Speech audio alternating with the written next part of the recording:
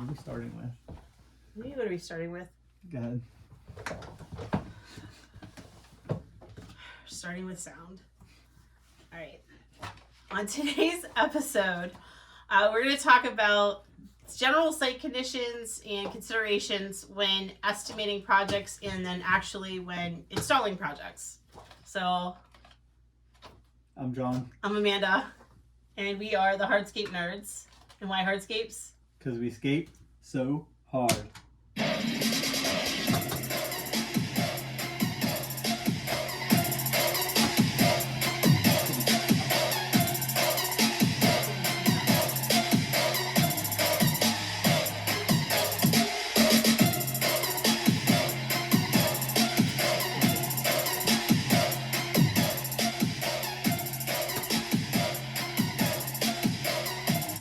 And we're done. All right, get on with it. So, when putting together estimates, when getting job logistics figured out, there are some things, actually a lot of things that you should be looking for. And I originally had no idea what to look for. I just went out, you need a wall, cool, I'm going to measure it. I'm going to give you a price, that's it. And then take it away, John. So he's taught me a lot over the years about what to look for and what's important, what's key. There have been some frustrations over that time with working out all of those kinks with the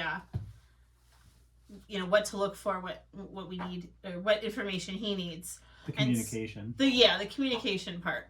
So I put together some checklists and laminated them so I could take them to estimates, and I honestly forgot I had them and just pulled them out a little bit ago and have it narrowed down to general site conditions, what I need specifically for retaining walls, and then for paved surfaces. So we're going to walk through that and see if we miss anything, let us know. But the first one is accessibility for equipment. So are you able to get full-size machine, mini walk behind? Are you going to use wheelbarrows, or are you resigned to buckets of materials? Yeah, you don't. Obviously, you don't want to be using wheelbarrows. For sure. Yeah, you want the largest piece of equipment you can possibly get, and even if you have to rent something, I think a lot of people get hung up on wanting to own, and then you end up when you end up owning, then now you're locked into one piece of equipment, whereas when you rent, you can rent whatever you need for that particular job. And we do that with excavators all year long. We pick excavators that is suitable for the job, because we've done long-term leases. And it's nice having something that you have that's standard. However, there's plenty of opportunities to do bigger jobs and things that your machine can't do, and it's kind of a hard pill to swallow when you're paying a lease or a equipment payment on a machine that's sitting there. Yeah. And you're renting a machine on top of that, so that gets a little frustrating. But that's a sidebar. We're not talking about that today. Equipment's a whole other discussion. But yeah, I mean, it's going to affect price. If you can move one scoop with we have a T590, so one scoop of a bucket with a T590, how many wheelbarrows could you fill with that? Versus how many buckets would you have? That's probably at least 5 full wheelbarrows. Yeah. Yeah, 5 to 6. So just how much manpower do you need to move the wheelbarrows when you could just take one scoop to the backyard, let's say, or not. So just make sure it can fit, and yeah, just use whatever's appropriate. Use the biggest thing you can, like John said, but yeah, you definitely don't want to use buckets. You definitely don't want to underprice something that needs buckets. That's yeah. Yeah. If you're pricing it appropriately, then, and you love doing handwork, by all means, that's, I'm sure your crews absolutely love doing it. Who doesn't love jumping on a shovel all day long? And yeah, the machine never gets tired, so it can definitely help last us. overhead obstacles, which this kind of goes in with underground obstacles, because if you have utilities, if you're in an older neighborhood, everything's overhead for the most part, or I guess not everything. The power's overhead, your telecommunications, but every neighborhood has underground obstacles. So when it comes to power lines, what usually do you need to know to work around those? Oh, I think that's one of the areas that I feel that was lacking for you. You would pay attention to the gas and the water frequently, because that's a big deal. If you hit a gas line, that's a huge deal. The wires above, that's not that big of a deal, because you're not gonna hit them because you can see them. The problem comes into is that it leads to, if you don't pay attention to them, is can I actually dump a truck here? Yeah. There's been situations where there's you can't even get a load of aggregates delivered, and once again, you want to use the biggest piece of equipment possible. If you have a pickup truck, you shouldn't be getting pickup truck loads whenever you need 25-ton delivered. Get a triaxle delivered. There's absolutely no reason to not do that, but you do have to pay attention to, and this is another part of the checklist. Can I dump this on the street? Because we found out my name is on several local townships because I dump stuff on the street, and apparently the police did not like that.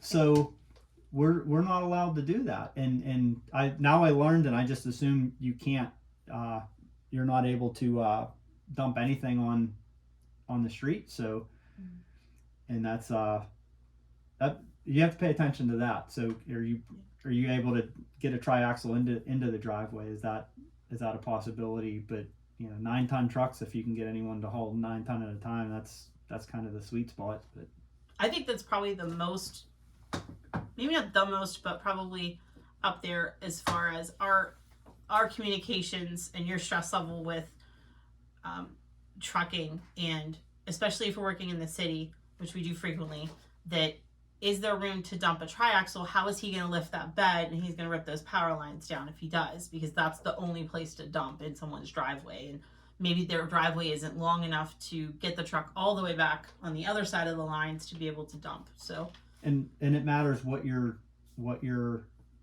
dumping too. If it's like clean stone, 57 stone, that stuff, they don't have to lift it as high. If it's 2A, like what we call 2A, dense grade base, and it's wet, it could stick up front, so they kind of have to lift it higher. So that's not an argument for open grade. That's another discussion. Yeah, that's a whole go down that rabbit hole. Yeah. The to the point of the materials on the street, we did find most of the suburban areas, they won't let you. The city will, but you have to apply for a permit. And we thought that was such a huge deal. A lot of times, other contractors and even homeowners think permits are so huge. But we really found that in the city, you just go online, you tell them what you want to dump, how much space you need, and within maybe 2 days, they'll turn it back around to you. And as long as you're not parking, you can't block something that's already a no parking zone or something like that, but they're pretty good about letting you do it. So for the tight spaces, they have some leeway, but yeah, generally in the suburbs, they don't want you doing anything like that. So the other thing with the utilities, or I'm sorry, I'll go back to overhead. So we have power lines and decking. If we do several patios under people's decks, and you have to look at what's the lowest point of the deck, but also the space between the posts. And there are quite a few times where I didn't take a look at that and let you know in advance. Yeah, Sorry. that's apology accepted. We made it work. That's as long as you have enough room to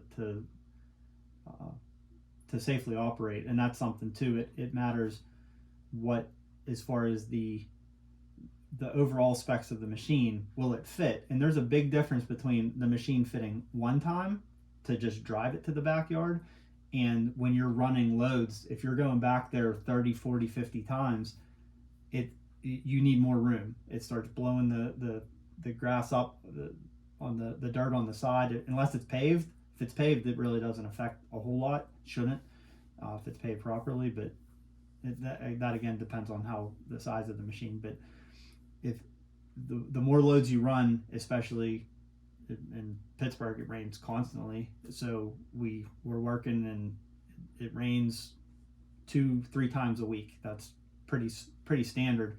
So we can't, by the time it's ready to dry out, it starts raining again. So basically you end up with pretty big ruts, and it just keeps forcing everything to the side. And if a lot of good communication needs to happen between us together, between you and the homeowner, and between the homeowner and the neighbors, because when you're working up in lots, and even if you do have room, some neighbors don't want you encroaching on their property at all, and you need to work that stuff out in advance. You do not want to find out that it's a problem after day one. You've already made a mess and you're stuck. So the neighbor's already ticked off, and now you have to deal with them the rest of the project.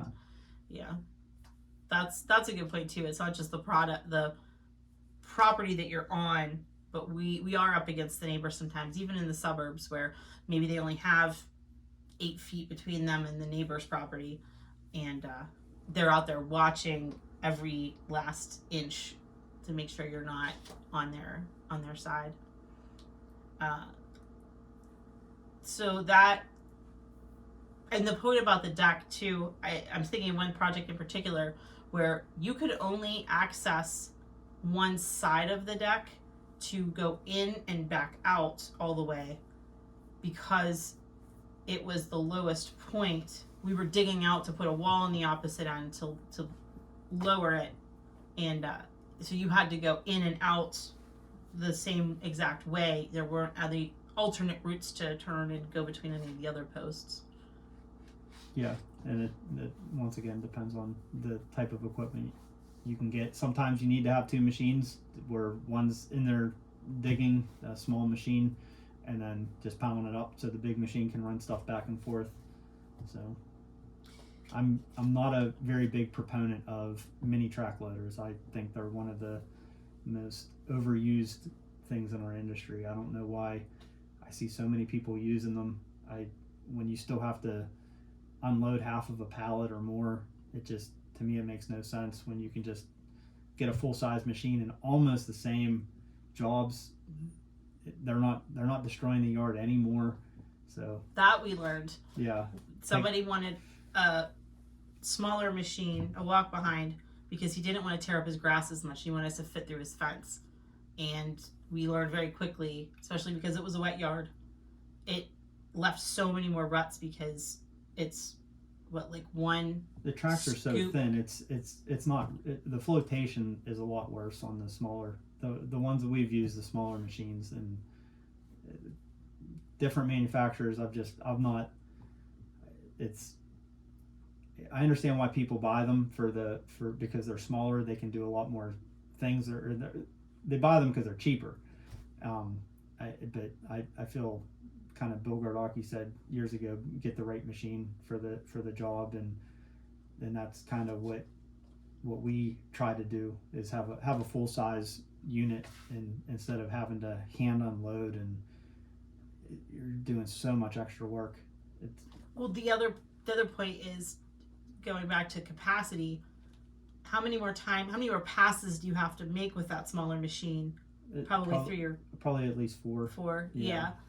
Just to Maybe get that more than same. So now the number of times you're turfing up the yard increases. And you're not loading, like our machine, we can load a triaxle with low sides, but we can load a triaxle with it, and compared to struggling to get into the bed of an F550, and, so it's just, we've tried it, we've done everything, we've experimented with all the different combinations, and realistically, my philosophy is, if you're doing a retaining wall, an excavator is the number one choice. It is the best thing to have. especially if you're doing a driveway wall, excavator all day long. If you're working in the backyard, usually a track loader, because you need to move a lot of material back and forth, and sometimes you need both machines on a job site, and that's where it's okay to own one or whatever and rent. Renting's okay. Yeah. So. Yeah, and with the driveway walls too. I mean, for us specifically, there are a lot of pretty steep driveways around where we live, so that's even more so because you give me this information and I oversee it. One day it'll sink in, but the track loader can only get you so far because it's going to tilt the way that the grade of the driveway goes, but the excavator has a lot more maneuverability to get in, especially if we're stepping the wall at the bottom. So add that to the list. Underground obstacles, downspouts, French drains, invisible fencing, sprinklers, landscape lights, utility location, trees, shrubs, and plants. That's a lot of stuff in the ground. If you want to pull any of those out or not. Well, where are they again? The sprinklers and fencing. We just put in our contracts. We're not responsible for those because there's no way unless they're marked. But they can. We just did a job where they actually had all the heads marked. But yeah, you have to assume you're replacing some of that. The invisible fencing. Try and pay attention to it. It's not a very difficult fix, but you just let them know that if you can't tell me where it's at, I can't be responsible for what I don't know exists or where. So yeah, that's a big one. Trees, shrubs, and plants. That's a big one where a lot of people love their plants. They are and they could be the ugliest, the absolute ugliest plant you've ever seen in your life, the worst looking tree, the most unhealthy tree. It's ready to drop dead over their house and end up on the news, and they absolutely love it, and it's so hard to get them to part with trees and shrubbery. And then, so is that tree in the way? Is it in the way of the wall? Is it in the way of the patio? Are the roots going to cause the patio to lift, the walkway? If it is, you got to let them know that. You got to let them know that this will move, because I'm sure most people have seen inside the city, where any city where you have trees and you have the street, a curb, and then a sidewalk, and then you're trying to jam a tree in there. Well, the tree's going to do what the tree's going to do, and it's obviously going to move the pavers, and it moves concrete. It doesn't matter. It's stronger than all that stuff.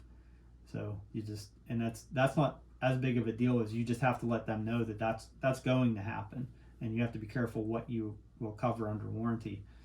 So, and as far as sometimes as far as access, if there's something in the way and they really like this tree, you have to put a number on that. You have to let them know, okay, well, if I can take this tree out, it's going to cost, here's the price for the job. If I have to go around the side of the yard, that's going to cost me an extra 2 days.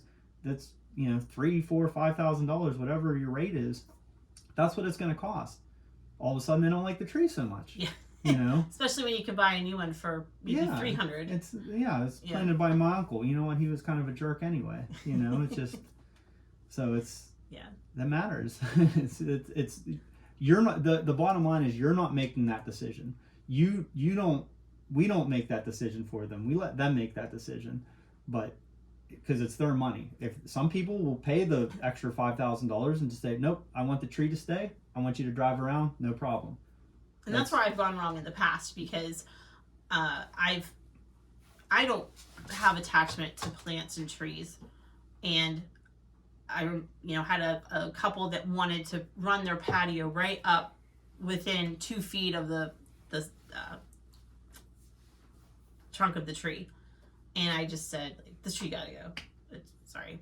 and they didn't like my answer. And so I wasn't listening to what they wanted, and I didn't get them to make a decision about it. I made the decision. So, and that's a whole other topic, but I will, when it comes to retaining walls, let them know that about 30 inches from the face of the wall back, any plant life there needs to go. That doesn't mean it's permanent necessarily. And a lot of times they'll say, oh, I wanted that out of there anyway. I want to do new landscaping. But if they want it transplanted or something, that's fine. But explain why that needs to move, at least temporarily. But when it comes to other plants, like you said, is it really that important? That's up to them to decide, instead of us being the bad guy or me being the bad guy that I'm just, I hate trees. And that spurred something that made me think it's not a bad idea to ask the homeowners, is this shrub right here, do you want this to stay or would you rather it go? Because there's been plenty of jobs that we've worked around this shrub and it technically could have stayed. It wasn't in the backfill zone, but the branches were just smacking us in the face the whole time, and it was an absolute mess. And then just to have them come out and say, I was kind of hoping that you would take that thing out. I would have taken that thing out in a second, and I would have gladly hauled it away for free, and that would have been we would have all been happy about that instead of us dealing with that. So that's a good point too. Yeah, you don't know until you ask. So yeah, I mean, all those, I think that's all the underground or at ground level obstacles. We talked about delivery trucks. Can they get in? Material staging. That can't go on the street usually. So a lot of times you have to use the driveway or the yard, front yard or backyard. So, I mean, the driveway, if it's old, cool. And, they're probably not going to fuss too much about it. But I remember even recently somebody called and said that they needed the wall. They wanted to fix the wall. And they just got their driveway done, and we can't put anything on the driveway. Well, we can't put it on the street. We can't put it on the driveway now. So, and he had limited yard space. So that affects the price. But even if he would have let us use the driveway and it's newer, that's a consideration too, to let the homeowner know kind of what it's going to look like at the end. Yeah, what we tell them is, you're gonna know we were here, like that. You're gonna see scuff marks. There's gonna be scrapes. It's going to be obvious that we were here, and especially if it's concrete, there's no fixing it. There's no remediation for it, short of a jackhammer. So you can try and resurface it, and, have fun with that. But that's another beauty of pavers, that you can fix them, and they're much more durable. But yeah, so it's you just, they have to know that. I think a lot of this is dealing with the homeowners, is setting expectations. Mm-hmm. There's a lot of problems that we've had in 22 years of business that, had we properly communicated in front and said this is what's going to happen, and then they would have probably been okay. But it was the fact that they didn't know it was going to happen that caused all the grief. That you never said this, So sometimes we didn't know. That's when we were starting out, we didn't know everything that we know now, and we still don't know everything. Yeah, and I still forget to talk about things in advance sometimes. And that's why it's important to have a standard practice. Do a video, record a video of yourself. And that way you can just send a link to the customer, and they have the video, and you know that every single person, as long as they got that video, they all got the same information. Yeah. So. Yeah, that's true. That's a good point. And they can watch as many times as they want. They can go back and pause it and write notes or whatever they need to do for it. So,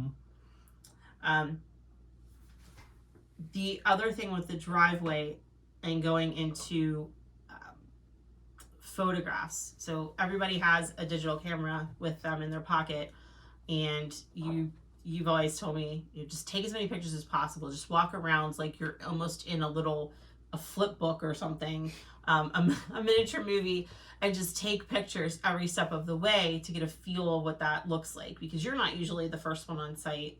You're not there for the estimate, but you are for the job. So you want to feel like you've been there before. But especially with the driveway, you want to make sure you have photos of what it looked like before. And I guess you don't necessarily have to do after, but you could.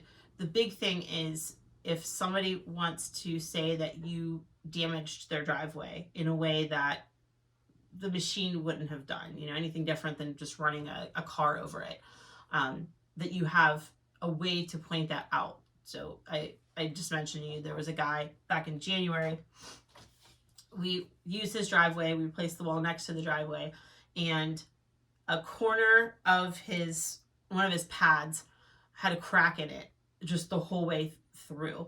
And so it made this little triangle shape. And after the job, he sent me a picture and said, hey, this pad, I remember this looking like this before. And I went back through my photos, and I sent them about 3 or 4 photos that showed that pad and what it looked like. And he said, oh, it was there. The dust from sweeping up at the end of the job got in there and highlighted that crack even more, and he just never noticed. So yeah, whoever's responsible for bringing the equipment to the job, it's a really, really good idea to just grab your phone and just do the street too, because if the neighbor doesn't like you, you're getting blamed for the street, you're getting blamed for everything. And so you're just walking out and you're just walking and clicking, and you do that for the whole area. And that way, that's why we haven't had problems with that, because I've always been able to document that, no, this was here. People don't realize how bad their stuff was until we come in, and now everyone's looking at it. They're all inspecting it. They're focused. You could possibly get somebody who's looking to get you to buy them a free pad of concrete, free driveway or something. I'm not saying most people are like that. I think most people just don't pay attention and they think something happened after. But yeah, it's a good idea to put in the contract that we're bringing in equipment. If you want us to do handwork, that's going to change the price. This price is for equipment. Equipment will leave marks. So you're paying for some of the residual effects of that. You're going to end up with some marks in your driveway. Yeah. So maybe some cracks, so you just have to know that. And once again, it's communication. Absolutely. The other things that we look for, power and water sources, mostly for if you're wet cutting, and I guess even if you're dry cutting for the saw. For power? Mm-hmm. Yeah, and we using the IQ saw, we need the generator because most households can't handle that. But we do try and use the generator, but it gets annoying listening to it all day. So just for charging batteries on our grinders and things, it's nice to have something to plug into. And as far as water, it's nice in the summertime. Obviously, we'll hose ourselves off 10 times a day just to try and stay cool, and that really, really helps when it's upper 80s, 90 degree and humid. Yeah, so that's a big deal. But obviously you need it for setting your poly sand, or we use easy joint a lot, so you need it for that. You still need to know where it's at, and you want to know before you start applying poly sand, before you get your poly sand in, you want to make sure the spigot works. Don't wait until you got everything spread out and then you find out, you know what, there's no water pressure here. We've done that and it worked, but there was hardly any water pressure. If I could have figured that out, we would have talked to the neighbors and connected theirs to their spigot or something, and worked out a deal with them. So it took a really long time to get that to put in because of that. So yeah, it's just a lot of things that seem like they're stupid mistakes, but they're just experience teaches that, obviously, and Yeah. and learn from idiots like us that have made the mistakes first, so you don't have to. That's part of it. And power, I just assume everybody has an outlet on the outside of their house, and we found that isn't always the case, especially older homes. We're in an older area, and some of these houses, our house is built in 1875. There wasn't electricity, so that, depending on when it was actually upfitted with electricity, that matters. And a lot of times too, you do have to be careful. You plug into somebody's circuit and you cause a fire, you're the one paying for the house burning down. So even though the wiring was very, very dangerous to begin with. Another thing you got to watch out for is lampposts, for whenever you're doing it along the driveway. Usually it's in the front where they'll have a lamppost. You got to, for one, check it out first. And we've had 2 separate instances where people thought that we ripped out their wire, and both of the times, one time I think it was a bulb and the other time it was like a switch or something. Neither of them were us, but the lamppost was not working after we were done, and they assumed it was us, even though we knew where the wire was. We found it immediately. It wasn't buried like it was supposed to be, but in the light post itself looked like it was ancient. And yeah, that's usually what happens. The wiring to match. Yeah. Yeah. So it's but we knew enough to know that we've done this a bunch of times, and there's a light post, there's going to be a wire, and the wire is probably not going to be buried very deep. Yeah. And usually if you're ever doing a driveway wall, assume the wire is immediately behind the wall. That's one thing to figure out, is when you're doing a wall up against a house, you're probably going to have somebody pulling block away from the house, so you're not just ramming it with a machine and dropping stuff against their garage door. But so that person can, when they're in there, they're just probably just digging with your hand, because most of the time the dirt will just kind of fall in, and you'll find the wire pretty easily. And just keep chasing it. It's a pain in the butt, but it'll be worth it. And the other thing we started doing is have them turn on the light. So if you can, some of them are on daylight sensors, so you can't, but have it on so you can see that it's illuminated, and we can look at it all day while we're working and say, well, light's still on. Light was on when we left, for the day. And but that way too, if we are digging around one particular area, we could tell if it went out because of something we were doing. So yeah, I mean, it could be something is maybe maybe you weren't near it, but the vibration was enough that this wire that was hanging on by a thread, just it couldn't handle anymore. So drainage concerns, that's something to look out for. And I guess that could go hand in hand with sun exposure too, if it's a shaded area and it's poorly draining. To clarify, drainage concerns means, is the yard going to be a swamp? Is this a job that we do not want to tackle in April, because in a rainy season, because it's going to be an absolute swamp? And sun exposure is the same thing. Does it face north? Does it never get dry? That's a job you're going to want to try and push to the summertime, to the heat of the summer if you can, where it actually has an opportunity to dry out a little bit.